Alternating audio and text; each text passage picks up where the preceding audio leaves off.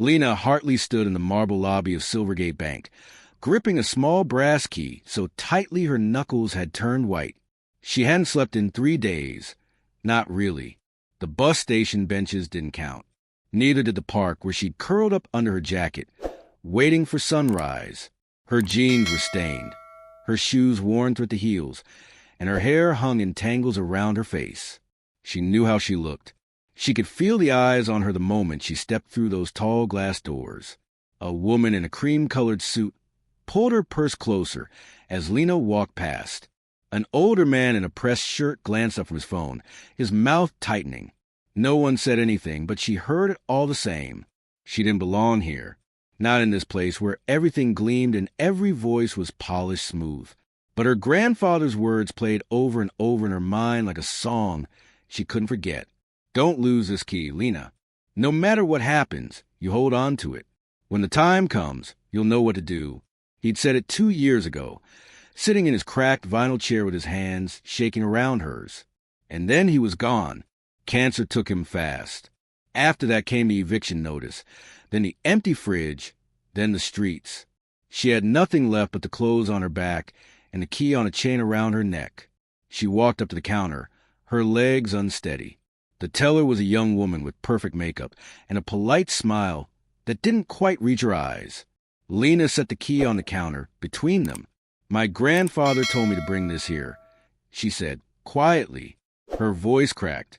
"I don't know what it opens. I just need help." The teller stared at the key for a moment, her expression shifting from confusion to something close to alarm. She picked it up carefully, turned it over, and her eyes widened. "1 moment, please," she said, her tone suddenly sharper, more focused. She disappeared into a back hallway. Lena stood there, aware of every stare, every whisper. She felt like she might collapse, but she stayed on her feet. She had come this far. Minutes passed. Then the teller returned, followed by a tall man in a dark suit. He was maybe 40, with gray starting to show at his temples, and eyes that looked like they'd seen too many bad deals. His stride was brisk, businesslike. He barely glanced at her. "Julian Cross," he said, extending a hand without warmth. "I'm the senior financial officer here. You have something that belongs to us?" Lena shook his hand weakly. "I just have this key. My grandfather said it was important." Julian took the key from the teller, examined it under the light, and let out a small breath. Then he looked at Lena for the first time, really looked at her, and something shifted in his expression. "Follow me," he said. She followed him through the lobby, past the stairs, past the whispers, into a corridor lined with old wooden doors. At the end of the hall was a heavy iron door marked with faded letters, "Legacy Vault Access." Julian pulled a ring of keys from his pocket, unlocked the door, and gestured her inside. The room beyond was dim and cool, lined with metal drawers and filing cabinets that looked like they hadn't been touched in decades. There was dust on everything. Julian flipped on a light, moved to a terminal in the corner, and typed something in. Then he turned back to Lena, holding the key up. "This key hasn't been used in over 60 years, he said. "It's tied to an account that was sealed before I was even born. What's your full name?" "Lena Hartley." He typed again, paused. His jaw tightened. Then he looked at her like she'd just appeared out of nowhere. "You're telling me you're related to Samuel Hartley?" She nodded. "He was my grandfather." Julian exhaled slowly and turned the screen toward her. She couldn't make sense of most of it, rows of numbers and codes, and legal terms she didn't understand.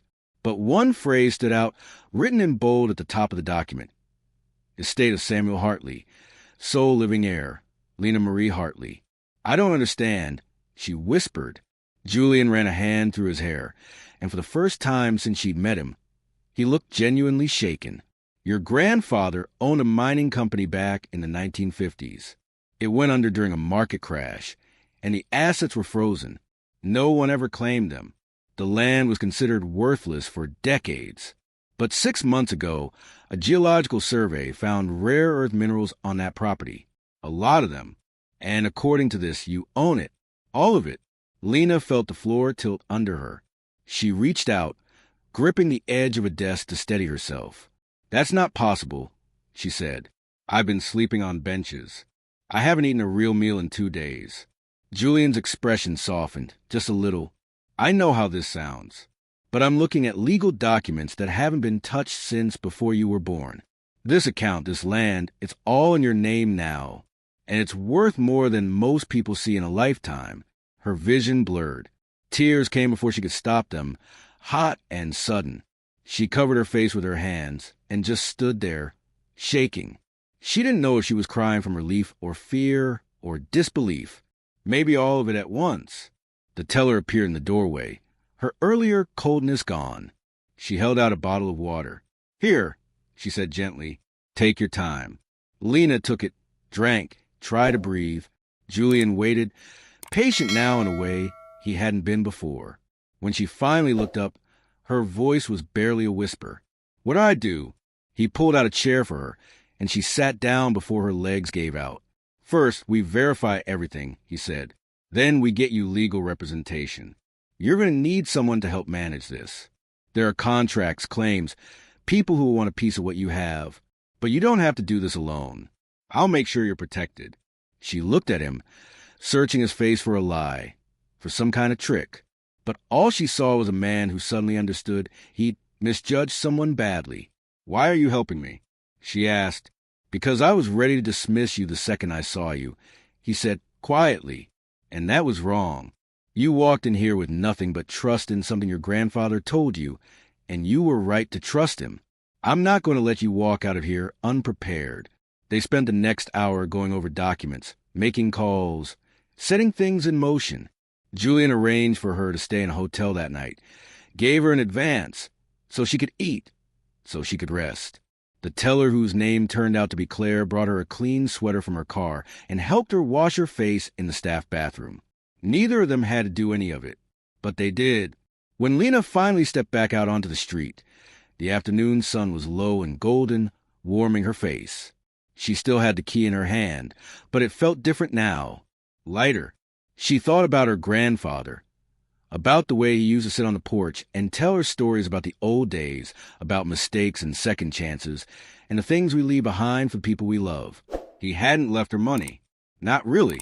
He'd left her a choice, a way forward, a chance to start over when she thought there was nothing left. She walked down the sidewalk slowly, letting herself feel it, the weight lifting, the fear fading, the future, uncertain but real, opening up in front of her like a door she'd finally found a key to. And for the first time in a long time, she let herself believe that maybe, just maybe, she was going to be okay.